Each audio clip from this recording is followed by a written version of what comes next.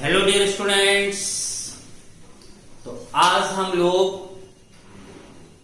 एकदम क्यूट सा topic study करने वाले। This is very very important for IT, NEET और बोर्ड एग्जामिनेशन ऑल्सो।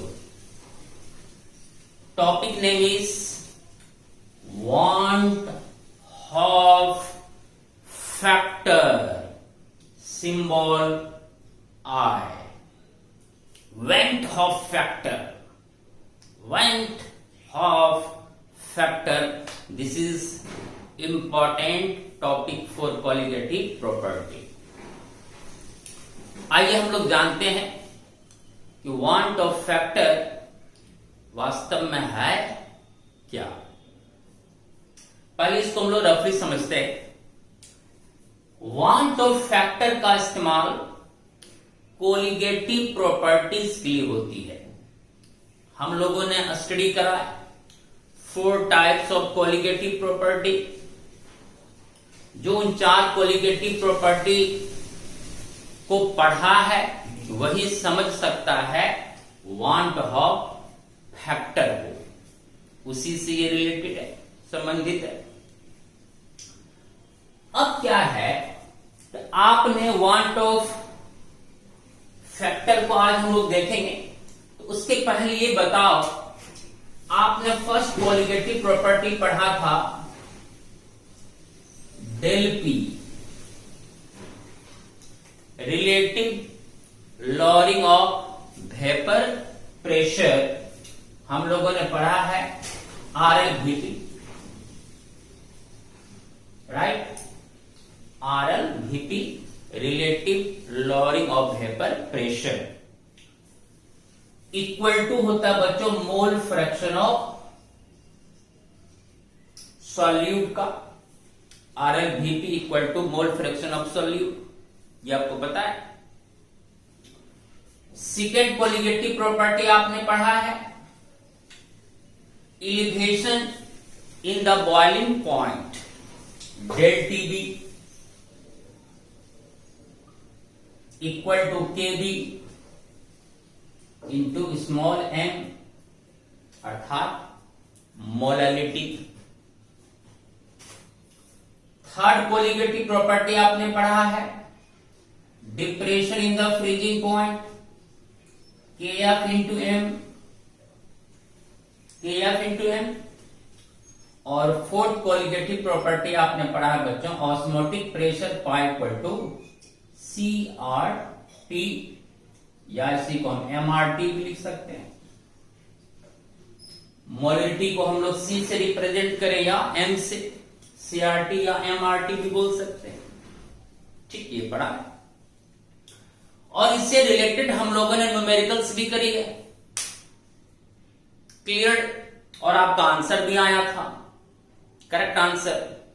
लेकिन जितने भी फॉर्मूली हम लोगों ने कोलिगेटिव प्रॉपर्टीज के लिए पढ़ा है और इस फॉर्मूली से जो हम लोगों ने आंसर को प्राप्त किया है, ये फॉर्मूली तभी वैलिड होगी, तभी लागू होगी बच्चों, जब नॉन इलेक्ट्रोलाइट सॉल्यूट होगा। याद करो, जितने भी न्यूमेरिकल्स को आपने सॉल्व करा है कोलिगेटिव प्रॉपर्टी से रिलेटेड, उसमें सॉल्यूट के रूप में या तो ग्लूकोज था, या तो सुक्रोज था, या तो यूरिया थी, या तो विटामिन्स थी, या तो पॉलीमर्स थी। ये सारा का सारा क्या था बच्चों? Non electrolyte solutes. अगर नॉन इलेक्ट्रोलाइट सॉल्यूट हो तब हम इन फॉर्मूली को यूज करके कोलिगेटिव प्रॉपर्टी को कैलकुलेट कर सकते हैं। तो आंसर भी मेरा करेक्ट आएगा। नॉन इलेक्ट्रोलाइट मीन्स जो ना तो टूटे, ना तो आपस में जुड़े, ना तो चिपके। तो वैसे सॉल्यूट जो ना डिसोसिएट होता हो और ना एसोसिएट होता हो, ना तो टूटता हो ना तो जुड़ता हो। जिस तरह हमने सॉल्यूशन में डिजोल्व किया वैसा ही रह गया। 1 मोल डिजोल्व किया तो सॉल्यूशन में भी वो 1 मोल ही रह गया। 2 मोल्स डिजोल्व किया तो सॉल्यूशन में भी वो 2 मोल ही रह गया, क्योंकि वो ना तो टूट रहा है ना तो जुड़ रहा है, नॉन इलेक्ट्रोलाइट है। ना तो वो डिसोसिएट करेगा ना तो वो एसोसिएट करेगा।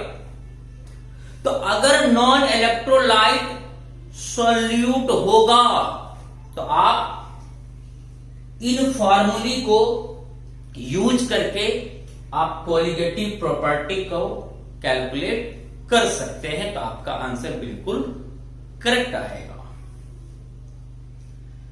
लेकिन अगर सॉल्यूट नॉन इलेक्ट्रोलाइट ना हो, अगर सॉल्यूशन में हमने वैसे सॉल्यूट को डिसॉल्व कर दिया जो टूट रहा हो, डिसोसिएट कर रहा हो, या आपस में जुड़ रहा हो, एसोसिएट कर रहा हो, तो वो कहलाएगा बच्चों इलेक्ट्रोलाइट्स। तो इलेक्ट्रोलाइट में जो आयंस में टूटता हो या फिर आपस में जुड़ता हो, डिसोसिएशन हो उसका या एसोसिएशन हो, वह कहलाता है बच्चों इलेक्ट्रोलाइट सॉल्यूट। लेकिन आप अगर इलेक्ट्रोलाइट सॉल्यूट होगा और आप इस फार्मूला को इस्तेमाल करके कोलिगेटिव प्रॉपर्टी निकालेंगे तो आपका आंसर सही नहीं आएगा। अब आप बोलोगे सर ये क्या बात हुई, ये फार्मूला तो सर हम लोग अच्छी तरह से माइंड में रख भी लिए, अब आप कह रहे हैं सर, अब अपनी भाषा बदल रहे हैं सर कि ये फार्मूला नॉन इलेक्ट्रोलाइट के लिए इस्तेमाल होगा, इलेक्ट्रोलाइट के लिए इस्तेमाल नहीं होगा। क्यों सर? क्योंकि इलेक्ट्रोलाइट सॉल्यूट के लिए ही हम लोग यूज करने वाले हैं, इसको वांट ऑफ फैक्टर को।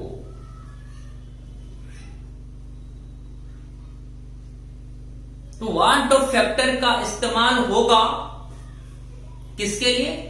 इलेक्ट्रोलाइट सॉल्यूट के लिए, अर्थात वैसे सॉल्यूट के लिए जो डिसोसिएट करता हो या एसोसिएट करता हो, टूटता हो या जुड़ता हो।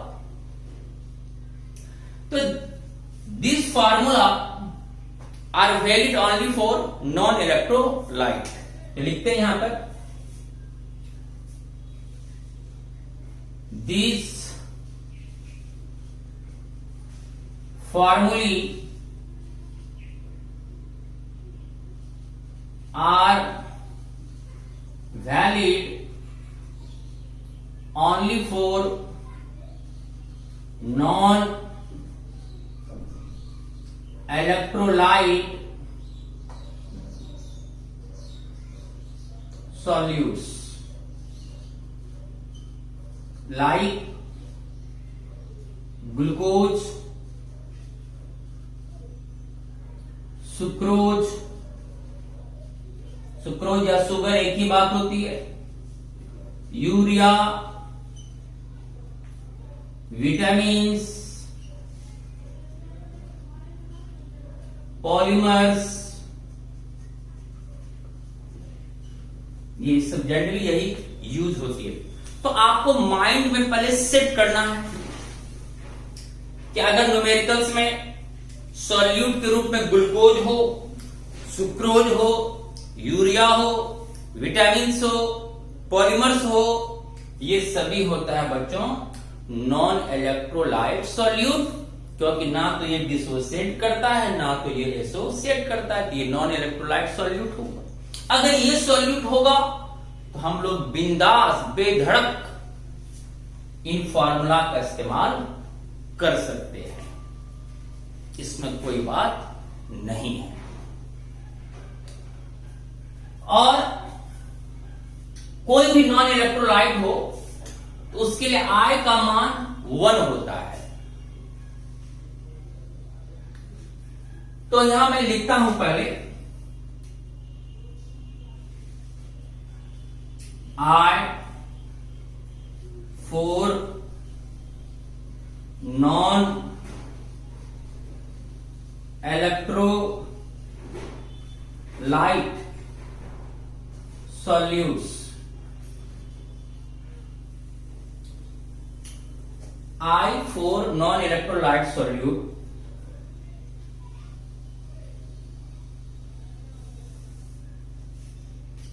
तो I का मान होता है 1। ठीक,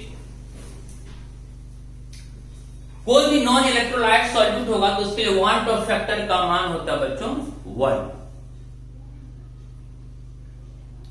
और अगर हम इन चारों कोलिगेटिव प्रॉपर्टीज को 1 से मल्टीप्लाई कर दें, मल्टीप्लाई 1 मल्टीप्लाई 1 मल्टीप्लाई 1, तो क्या वैल्यू पर कोई इफेक्ट पड़ेगा?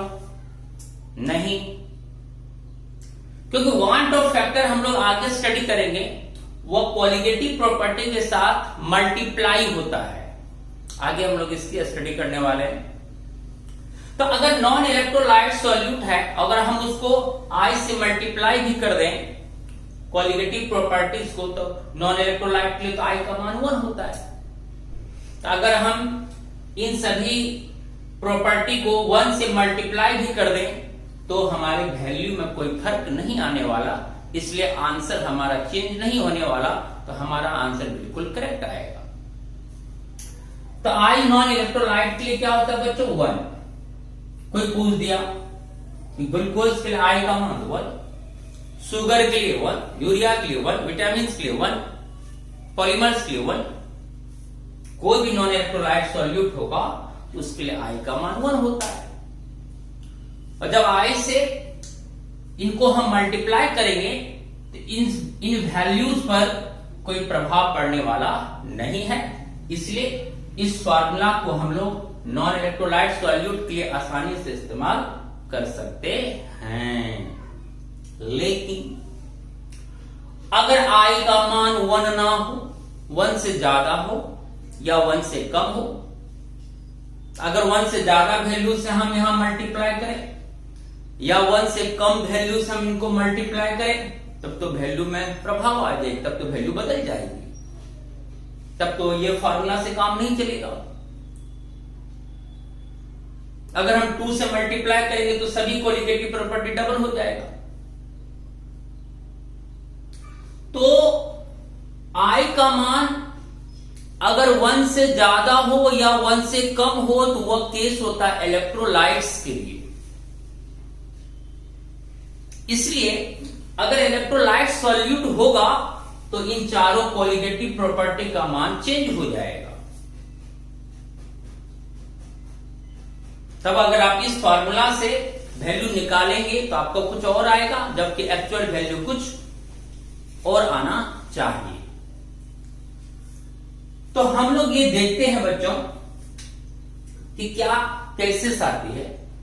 अब हम यहां पहले रफली वर्क समझते। एक बात बताओ, जैसे NaCl है, ठीक, NaCl ये आपका सॉल्यूट है NaCl। तो बताओ ये नॉन इलेक्ट्रोलाइट सॉल्यूट है या इलेक्ट्रोलाइट सॉल्यूट है? बोलो। आप बोलेंगे सर ये तो इलेक्ट्रोलाइट है। मैं बोलूंगा क्यों? क्योंकि सर ये टूट सकता है, ये तो सर डिसोसिएट कर सकता है। आपने कहा सर जो डिसोसिएट करे या एसोसिएट करे वो होता है इलेक्ट्रोलाइट। Correct answer. NaCl आपको टूटेगा Na प्लस में, Cl माइनस में, ठीक। अब बताओ यहां जो NaCl है ये यहां कितना मोल है? 1 मोल। चलिए 1 मोल। ये टूट के दिया 1 मोल कैटायन और 1 मोल एनायन, 1 मोल कैटायन 1 मोल एनायन दिया। तो आपने सॉल्यूशन में डाला था कितना मोल NaCl? 1 मोल। तो आप तो यही कहेंगे सर हम तो 1 मोल NaCl डाले थे। तो आप क्या करेंगे? अगर इनमें से कोई भी कोलिगेटिव प्रॉपर्टी निकालना हो तो आप तो वहां मोल के प्लेस पर 1 ले लेंगे, क्योंकि आप तो अडिंग है सर, हम तो 1 ही मोल NaCl डाले थे। तो अब क्या, अगर हम चलो जैसे हम फोर्थ क्वालिटेटिव प्रॉपर्टी पाई निकालते हैं, तो पाई इक्वल टू क्या होगा, CRT। आपने क्या करा, C का मान N/VRT समझने का प्रयास किया जाए। आप कहेंगे कि सर अब हम तो बना सकते हैं प्रॉब्लम। सपोज R का मान जानते हो, टेम्परेचर दिया हुआ रहता, सॉल्यूशन का वॉल्यूम भी दिया रहता, और आप तो कह रहे हैं कि सर हम जो सॉल्यूशन में डाले हैं NaCl वो कितना 1 मोल डाले हैं सर, तो N का मान तो सर हम 1 लेंगे। ठीक है, 1 लो, 1/VRT, N का मान 1 ले लिया, आपका आ गया RT/V। ठीक, आपने यही फॉर्मूला लगा कर निकाल लिया। आप तो कहेंगे सर यही मेरा आंसर होगा, RT/V का जो वैल्यू होगा। ये बात सही है, आपने डाला था 1 मोल NaCl, लेकिन क्या जब 1 मोल NaCl सॉल्यूशन में गया तो सॉल्यूशन में जाने के बाद ये टूट गया, और टूटने के बाद 1 मोल कैटायन बना, 1 मोल एनायन बना, तो सॉल्यूशन में जाने के बाद तो अब वो 2 मोल हो गया। आप कहेंगे सर हम डाले तो 1 मोल, सही बात है, आप डाले तो 1 मोल, लेकिन जब ये सॉल्यूशन में गया तब तो ये तो वहां जाने के बाद डिसोसिएट कर गया, टूट गया। ये टूट के दिया 1 मोल कैटायन, 1 मोल एनायन, तो सॉल्यूशन में जाने के बाद तो आप दोनों आयन मिलके कितना हो गया बच्चों, 2 मोल। तो एक्चुअल में तो सॉल्यूशन में आयंस का तो 2 मोल हो गया, डाले थे आप 1 मोल, नो डाउट, लेकिन जब सॉल्यूशन में गया ये तो डिसोसिएट कर गया। हाँ, अगर डिसोसिएट नहीं करता तो 1 मोल डाले तो 1 मोल ही रहता, सही बात है। लेकिन जब आप 1 मोल NaCl डाले तो ये कंप्लीटली टूटा, अब टूट के दिया 1 मोल कैटायन, 1 मोल एनायन, तो आप सॉल्यूशन में तो आयंस का कुल कितना मोल हो गया, 2 मोल्स। तो सॉल्यूशन में तो एक्चुअल जो वैल्यू है मोल का वो तो 2 मोल होगा, लेकिन आप जो क्वालिटेटिव प्रॉपर्टी की अभी गणना की वो तो एक्चुअल वैल्यू से नहीं किए, तो आप तो 1 मोल से गणना किए, तो ये तो आंसर गलत होगा।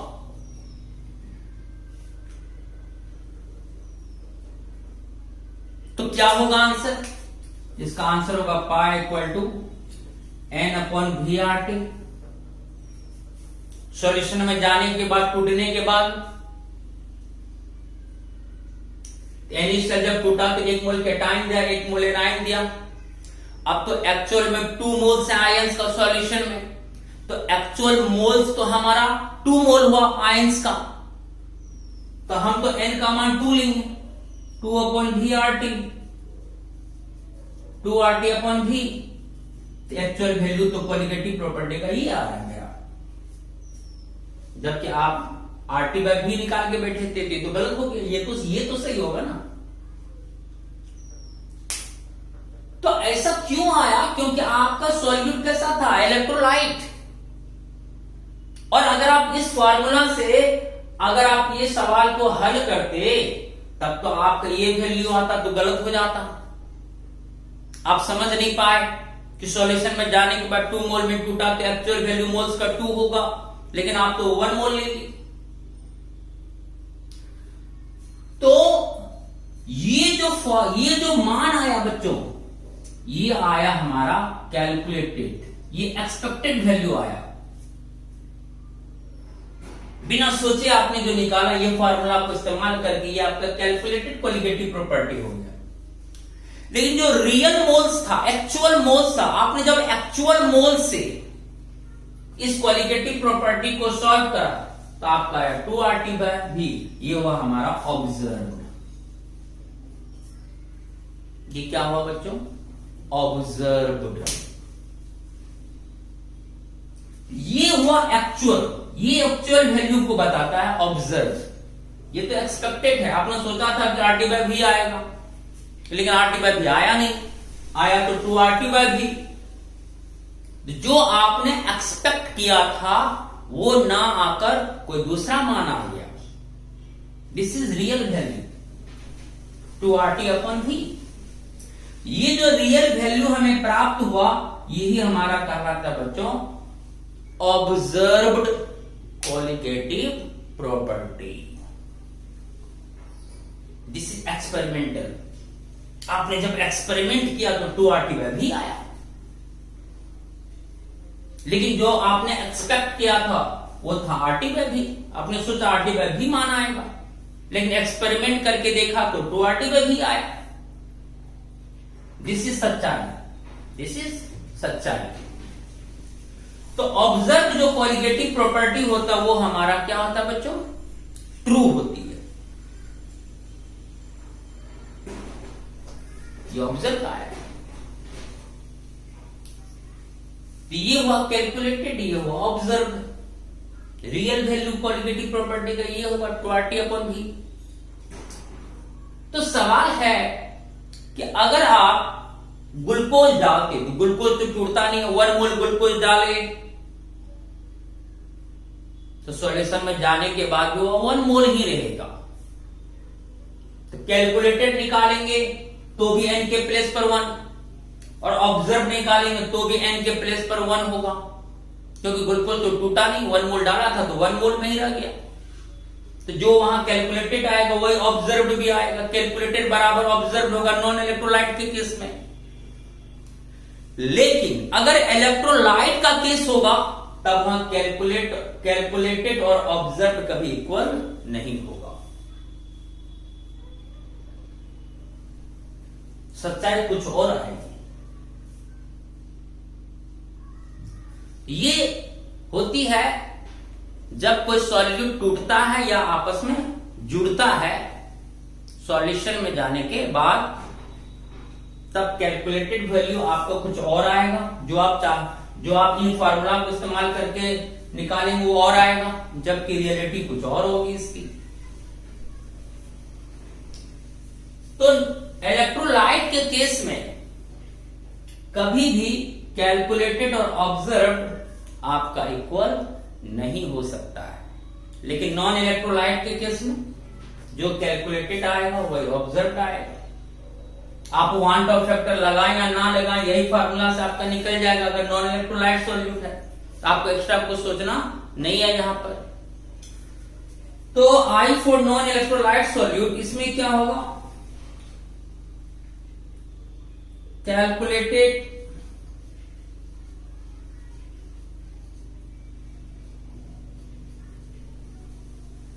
Colligative property equal to observed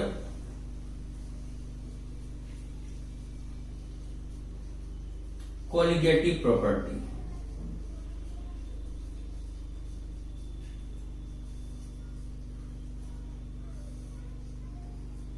इसमें सेम आएगा। तो नॉन इलेक्ट्रोलाइट सॉल्यूट होगा तब तो यही फॉर्मूला यूज करके हमारा आंसर आ जाएगा, क्योंकि इसमें कैलकुलेटेड और ऑब्जर्व हमारा सेम आएगा। जितना डाले सॉल्यूशन में वो उतना ही मोल रहेगा, उसके मोल के नंबर में कोई चेंज नहीं आएगा। इसलिए जो आप एक्सपेक्ट कर रहे हो, जो आप चाह रहे हो नहीं ये हमने डाला इतना मोल तो इतना आंसर आना चाहिए, तो एक्सपेरिमेंट के द्वारा भी उतना ही आएगा, इक्वल होगा। अब इसको हम लोग आगे समझते हैं।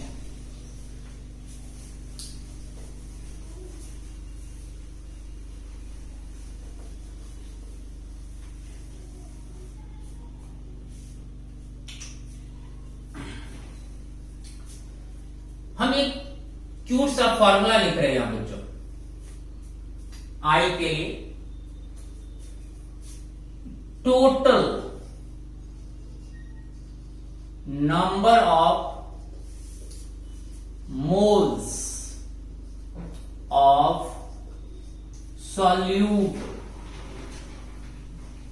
after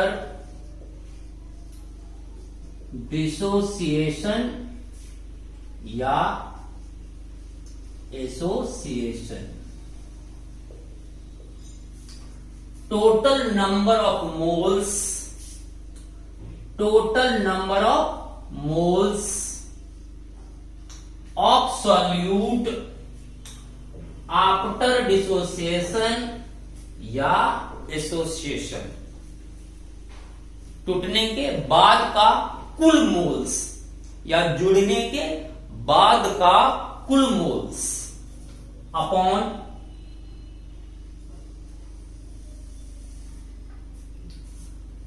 टोटल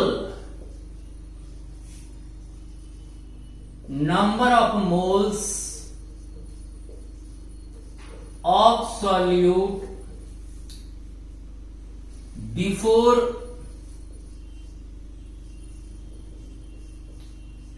dissociation या एसोसिएशन।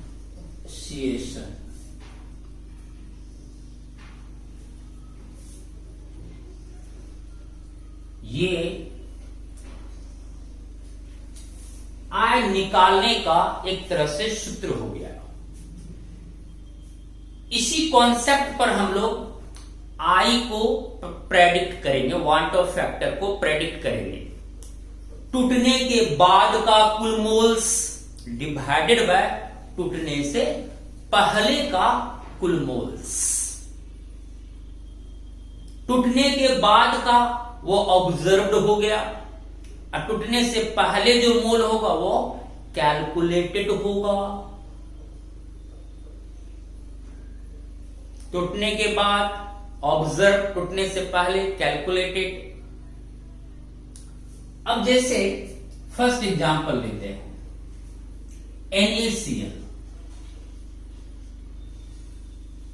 अभी हम आपको डिसोसिएशन का केस बता रहे हैं, चलिए यहां लिखते हैं।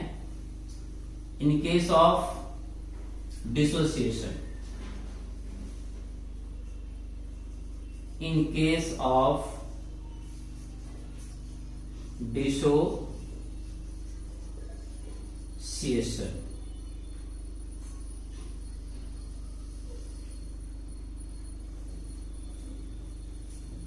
in case of dissociation, जब कोई सॉल्यूट डिसोसिएट करेगा अर्थात टूटेगा, उसका केस हम बता रहे हैं। तो डिसोसिएशन के केस में वांट ऑफ फैक्टर आई क्या आएगा? इससे पहले आपने नॉन इलेक्ट्रोलाइट का आई देखा 1। ये तब होगा जब कोई सॉल्यूट ना तो टूटेगा, ना तो जुड़ेगा, ना तो डिसोसिएट करेगा, ना तो एसोसिएट करेगा, तो आई का वैल्यू 1 होगा। यहां तो कैलकुलेटेड ऑब्जर्व हमेशा क्या होगा बच्चों? इक्वल होगा। अब है कि in case of dissociation, dissociation के केस में क्या होगा? डिसोसिएशन ऑफ सॉल्यूट लिख देते हैं। किसका डिसोसिएशन होगा? तो सॉल्यूट का। तो आई का मान होगा बच्चों ग्रेटर देन 1। जब कोई सॉल्यूट डिसोसिएट करेगा तो उसका वांट ऑफ फैक्टर हमेशा 1 से बड़ा होगा, 1 से ज्यादा होगा। कैसे? तो आइए हम लोग अभी इसको एग्जांपल से समझेंगे। अब इसका हम लोग फर्स्ट एग्जांपल ले लेते हैं बच्चों, NaCl। ठीक, NaCl क्या हुआ बच्चों? हमारा इलेक्ट्रोलाइट, ये तो टूटेगा, डिसोसिएट करेगा। ठीक, Na प्लस में, Cl माइनस में। अब बताओ NaCl कितना है यहां? 1 मोल। अब मान लो ये पूरा का पूरा टूट गया। 1 मोल था, 1 मोल का 1 मोल कैटायन और एनायन में टूट गया, 100% टूट गया। या मैं मान लेता हूं कितना? 100% आयोनाइज। 100% आयोनाइज का मतलब समझा? आप 1 किलो गेहूं ले गए मिल पिसाने, 1 किलो गेहूं कन्वर्ट हो गया किसमें? आटा में। इसका मतलब क्या हुआ? गेहूं का 100% डिसोसिएशन हुआ। 1 किलो था गेहूं, सारा का सारा गेहूं कन्वर्ट हो गया किसमें? आटा में। अब गेहूं नहीं बचा, इसका मतलब गेहूं वहां 100% आयोनाइज हो गया। तो NaCl मेरा है कितना, बोलो बोलो बोलो बोलो कितना, यहां पूछ रहे तो 1 है, 1 मोल है।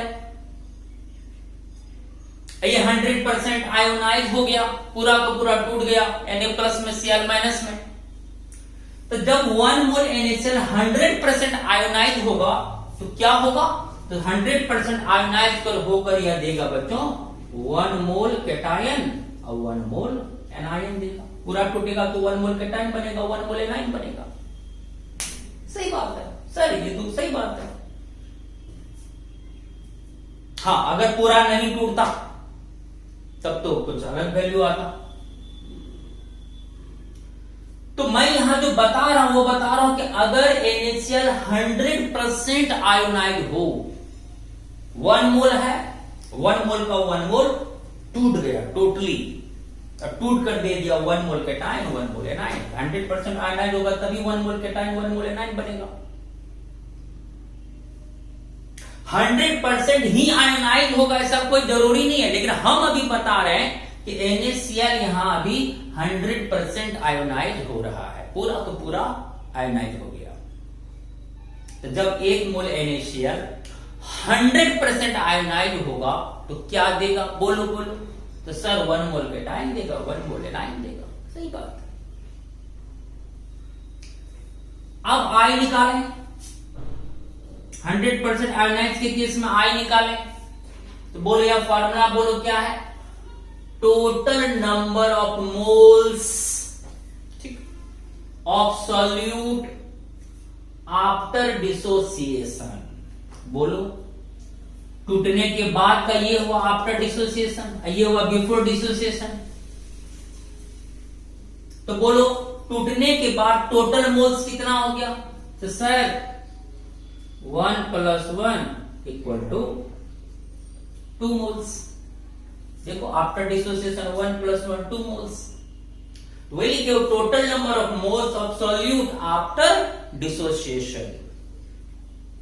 आफ्टर डिसोसिएशन आपका 2 मोल्स हुआ।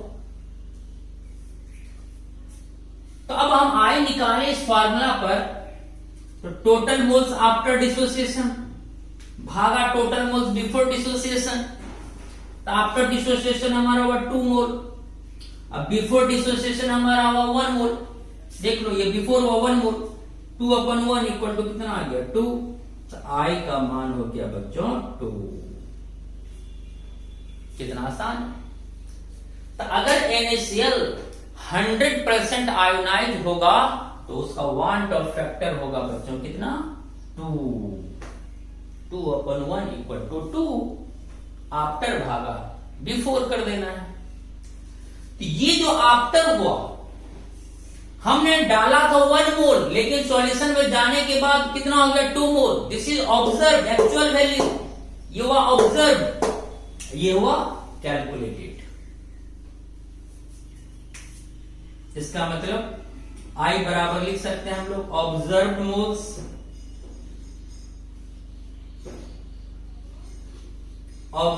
मोल्स भागा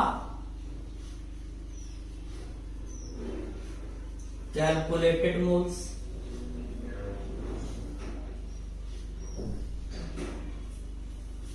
क्लियर। बिफोर ये हुआ मेरा कैलकुलेटेड, ये मेरा हुआ ऑब्जर्व्ड।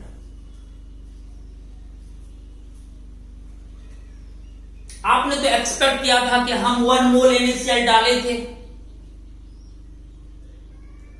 तो आपने क्वालिटेटिव प्रॉपर्टी को कैलकुलेट करने में सॉल्यूट का मोल 1 मोल लिया, तो 1 मोल लेने से जो आंसर आएगा वो आपका एक्सपेक्टेड वैल्यू होगा, कैलकुलेटेड वैल्यू होगा।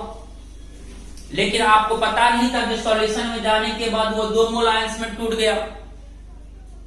लेकिन जब आपने एक्सपेरिमेंटली ज्ञात करा तब पता चला कि नहीं, हमको मोल के स्थान पर लेना था कितना बच्चों 2 मोल्स। तो एक्सपेरिमेंटल या ऑब्जर्व एक ही बात होती है। तो ऑब्जर्व कुछ और आएगा, ये कुछ और आएगा। 1 मोल से जितना आंसर आया 2 मोल्स उसका डबल आंसर आएगा, क्योंकि कोलिगेटिव प्रॉपर्टी तो सॉल्यूट के मोल पर डिपेंड करता है, number of moles of solute पर। 1 मोल से जितना आंसर आएगा उसका डबल आंसर आएगा 2 से। ऑब्जर्व कुछ और आया, कैलकुलेटेड कुछ और आ रहा था, आप एक्सपेक्ट कर रहे थे कुछ लेकिन आया कुछ। तो I इक्वल टू होता है बच्चों ऑब्जर्व्ड अपॉन कैलकुलेटेड। तो आप किसी भी इलेक्ट्रोलाइट का, जो इलेक्ट्रोलाइट डिसोसिएट करेगा, उसका I निकालना बहुत आसान है। बस I इक्वल टू लिखना है आफ्टर डिवाइडेड बाय बिफोर, अर्थात ऑब्जर्व्ड मोल्स भागा calculated moles. If solute ionise 100%, जब भी 100% आयनाइज होगा तो I तुरंत मन में भी निकल जाएगा। कितना मोल में टूटा उतना, बट का कितना मोल शुरू में था डिवाइड कर दो, I निकल गया। If 100% ionise. मैं भी और एग्जाम्पल बताऊंगा, आज तो शुरुआत है। चलिए इसका स्क्रीनशॉट लीजिए, फिर हम आते हैं।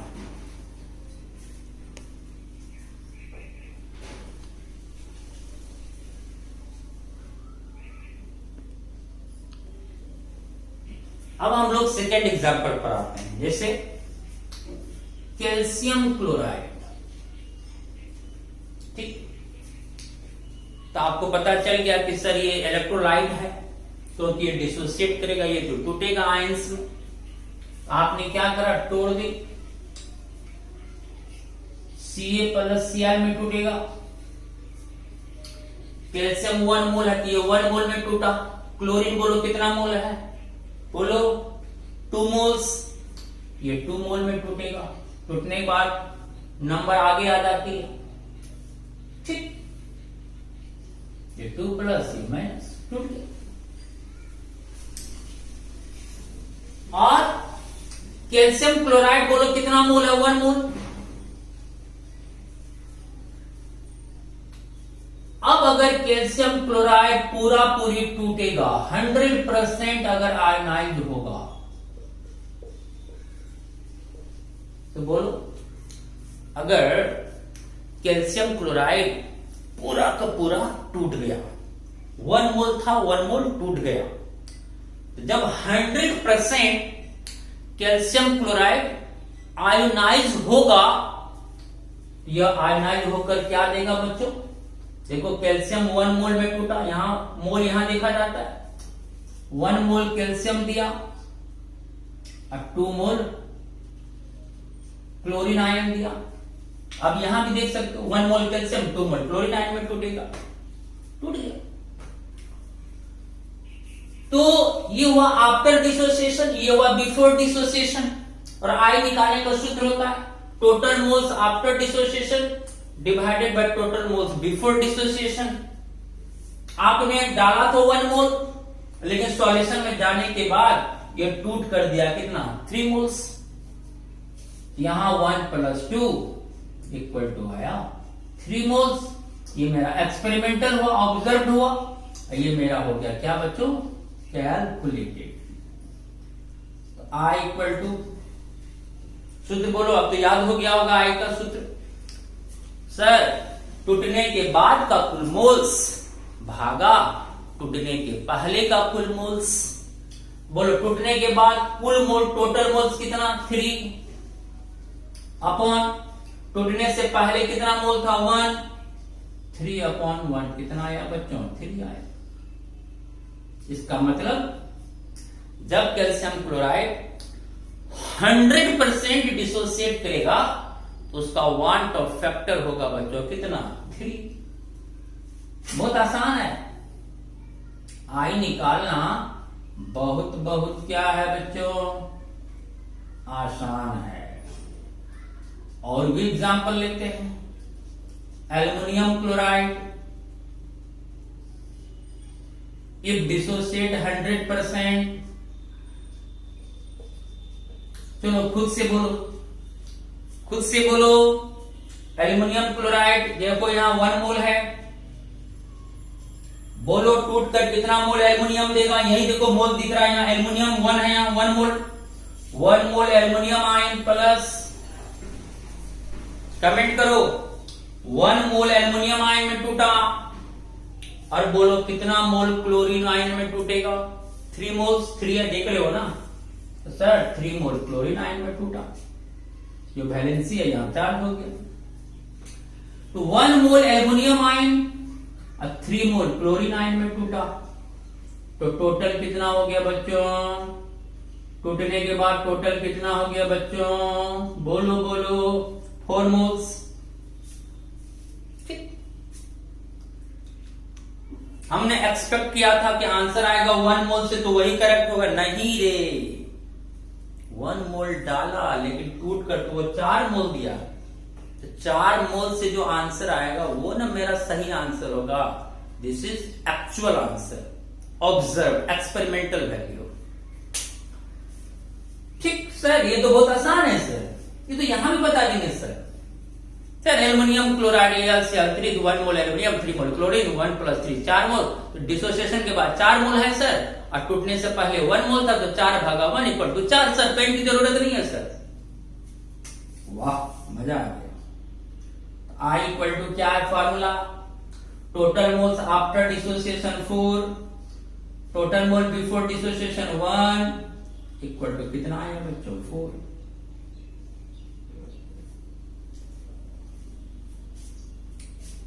क्लियर? जब भी 100% आयनाइज होगा बस इस तरह से हम लोग आई को कैलकुलेट कर लेंगे। 4th नंबर अभी देखते जाओ। Al2 SO4 का होल 3, क्या नाम है इसका?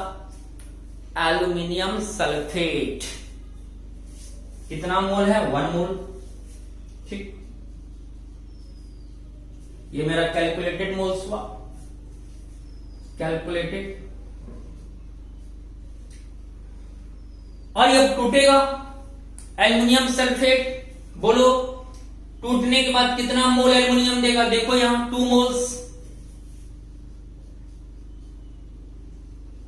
प्लस SO4 मेरा सल्फेट हुआ। सल्फेट देखो कितना मोल है, देखो देखो देखो, आई से देखो 3 मोल्स, 3 मोल सल्फेट देगा। सल्फेट का वैलेंसी 2 तो 2-। कितना आसान है यार। एल्युमिनियम सल्फेट टूटा, अब यहां पे माइंड निकालो।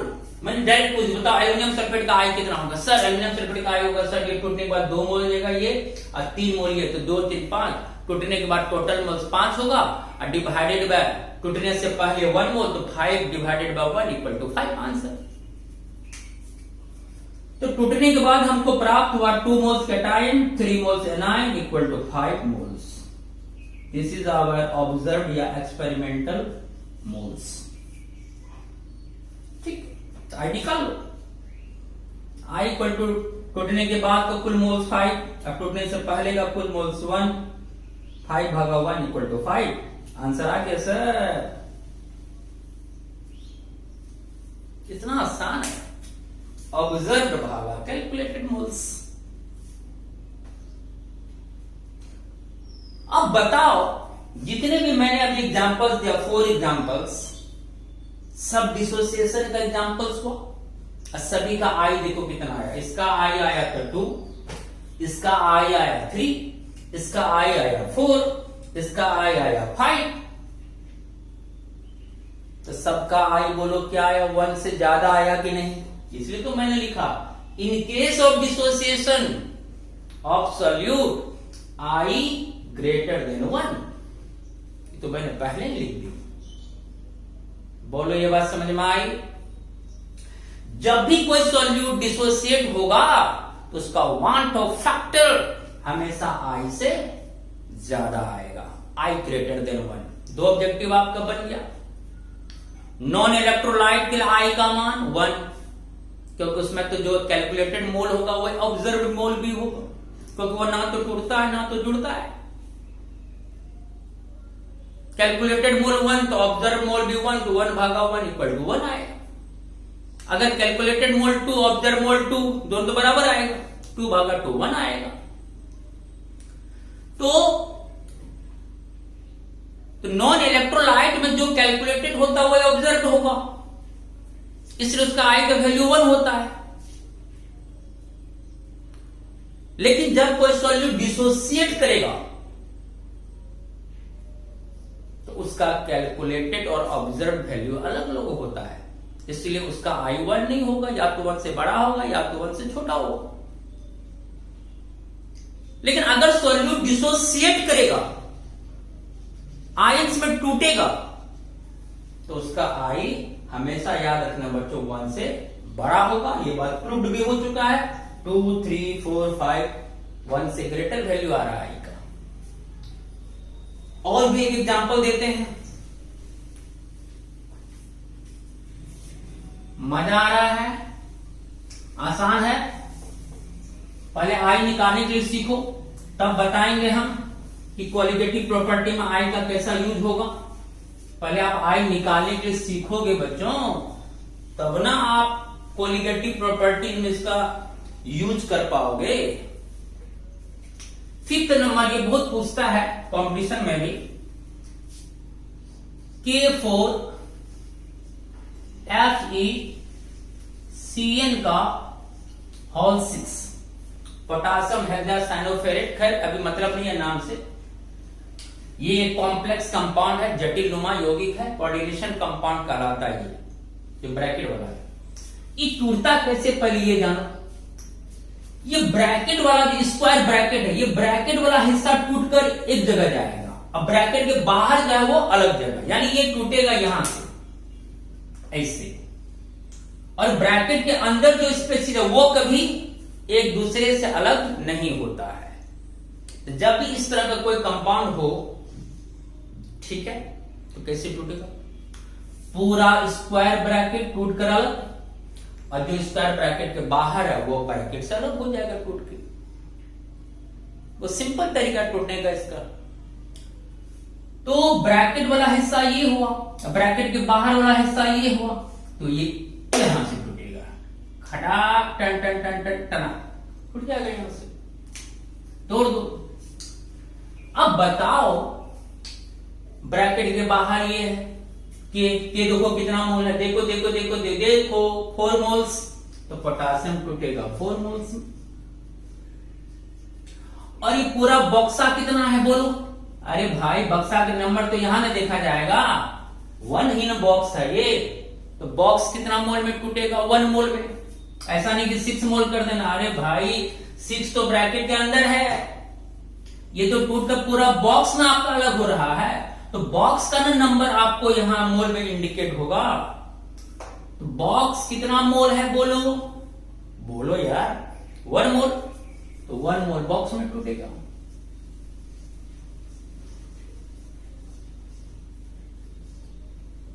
और -7 टूट गया, बहुत आसान है तोड़ना।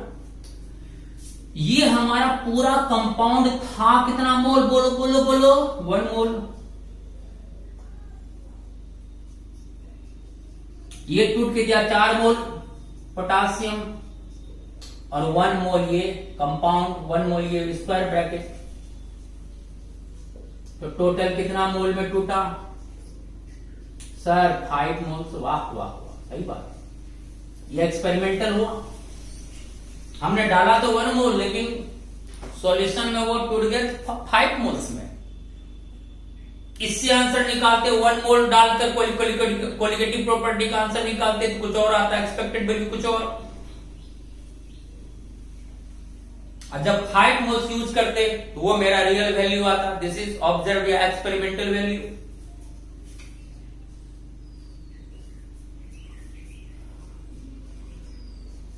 आई निकाल लोगे, बोलो तो आई कितना आएगा, कमेंट में लिखो इसका आई कितना आएगा। सर क्या सर, तो बहुत आसान है सर, टूटने के बाद का कुल मोल्स,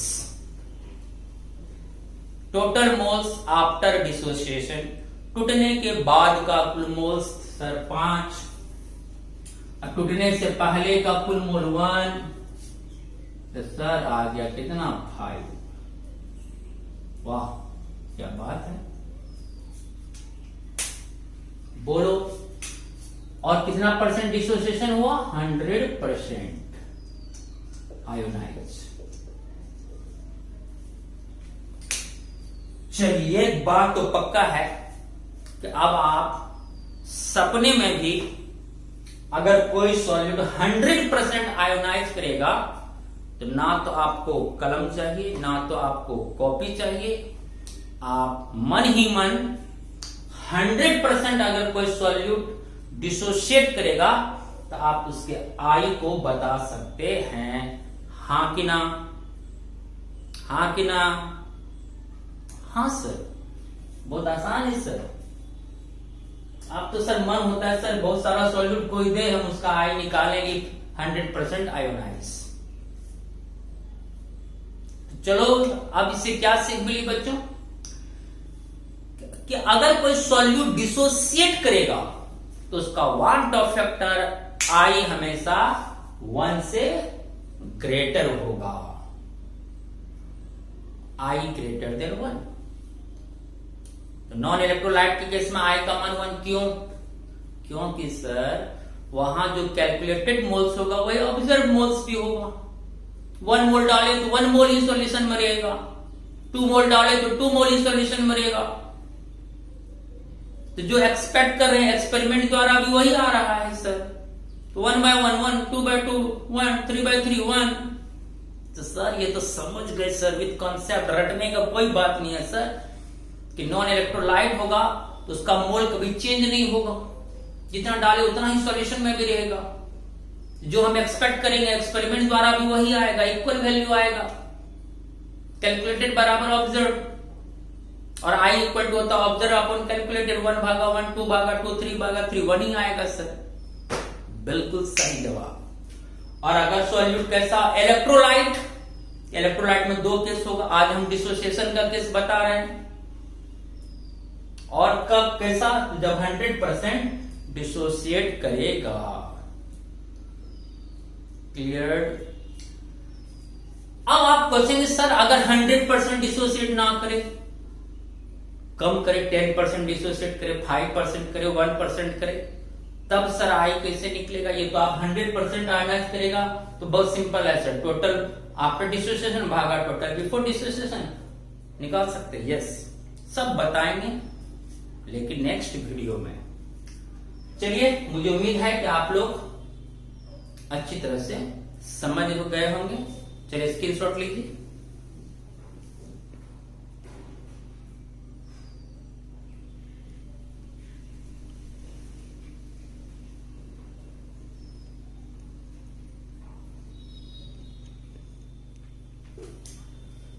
चलिए फिर मिलते हैं नेक्स्ट वीडियो के साथ। ऐसा पढ़ो कि दूसरों को आप पढ़ा सकें, चाहे कंपटीशन हो, बोर्ड एग्जामिनेशन हो, जब तक गुड्डू सर पढ़ा रहे हो, किसी भी लेवल का एग्जाम हो, आपको कोई प्रॉब्लम्स नहीं आने वाली। तब तक के लिए बच्चों टेक केयर एंड बाय।